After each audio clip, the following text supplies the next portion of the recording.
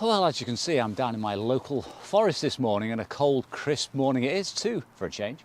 And I'm not sure what I'm going to shoot with this morning. I've got a bit of colour, bit of black and white, a bit of slide film as well, so I need to line up my images before I decide what to load into the cameras. Now, shooting in the forest is something I love to do because it's local to me, it's quiet, and it really hones my photographic skills, as I've said on a number of occasions. But format and aspect ratio play a huge part in the way I shoot. I have to work with cameras that have a native aspect ratio and don't require cropping. I don't like cropping post shoot. So shooting with colour film these days particularly is expensive, and hence my reluctance to break the camera out every time I see a possibility. I do an awful lot more previewing and a lot more thinking before I decide to shoot anything. I think that helps generally, but it also means that there's a lot of frustration in trying to get the absolutely ideal shot.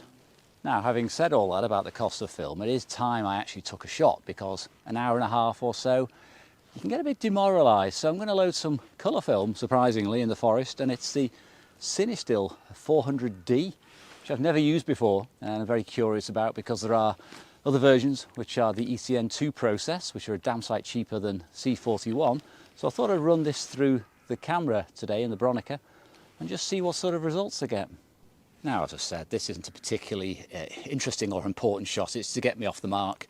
I am framing around about here in colour, and I'm metering off the darker trunks and giving myself a couple of extra stops to give some shadow detail in there.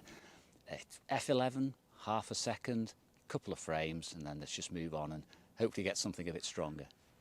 Well, rather pleasant colours from the Cinestill film. I've gone for a cooler hue in the background there, but the ferns have come through very nice and warm, plenty of detail in there, and it does have that sort of cinematic look to it. I actually quite like it more than I expected to.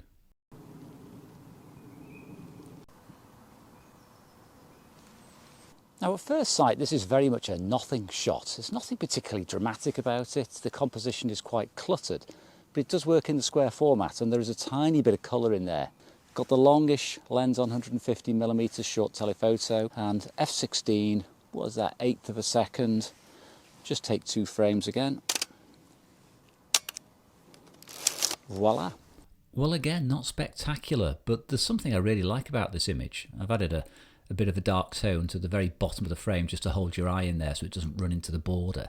But I almost like that mass of cluttered old branches and twigs and stumps there all coming through.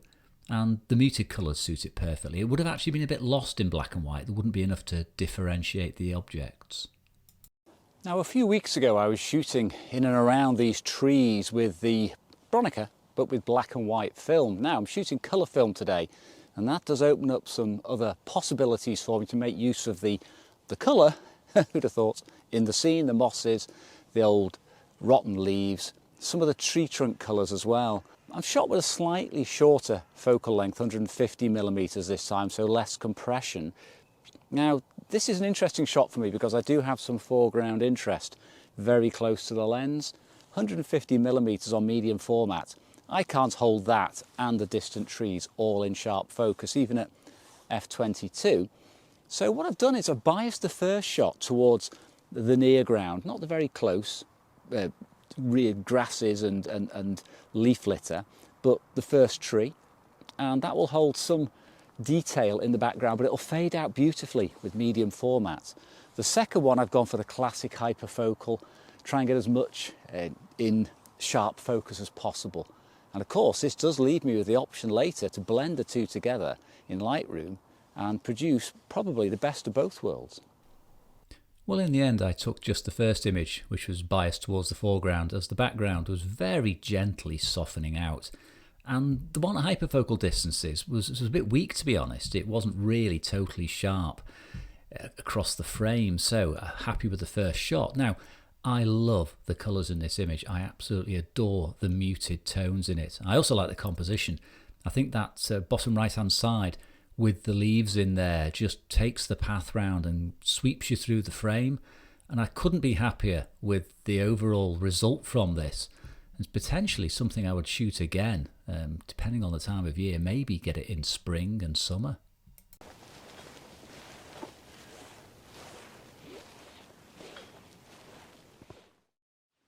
Well, at long last I have something dynamic to shoot with my 400D dynamic film. Obviously this is a blindingly beautiful scene with backlighting coming through the trees. I'm not going to be able to capture all of that in one frame, so I've gone for a balance where I let the tree trunks go black. I have some detail in the foreground, but I'm really allowing that glow to come through. I've gone for an 1/8 of a second at f/22. I expect the brightness to blow out completely. I actually want it to do that. I won't be able to recover anything in there. That's not the point. Use digital and do bracketing if you want to do that, but this is more how I see it.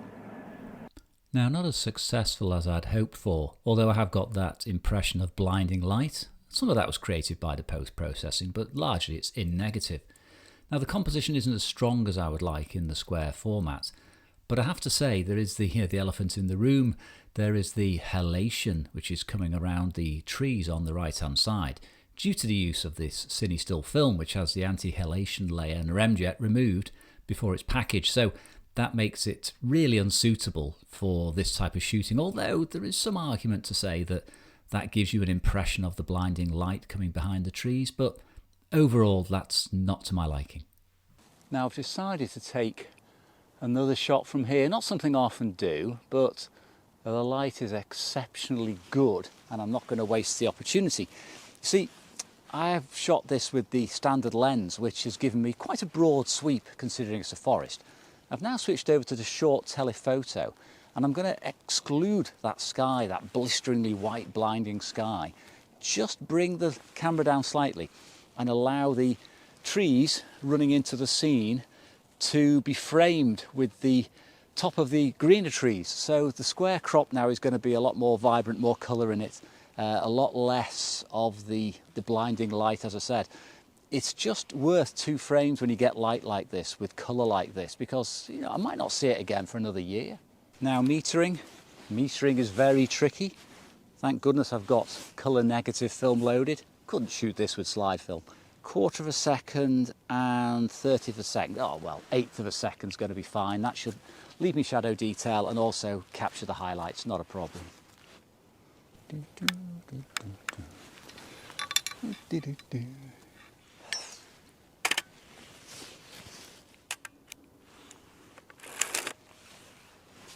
Another safety shot.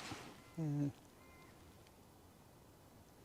actually going to do this one at 1/4. The reason being, I think I can contain those highlights, and if they do blow out slightly, it'll just be quite ethereal really. But I don't want to lose too much detail in that foreground, in those darker greener leaves. If I do, they'll go to mush, and I don't like mush.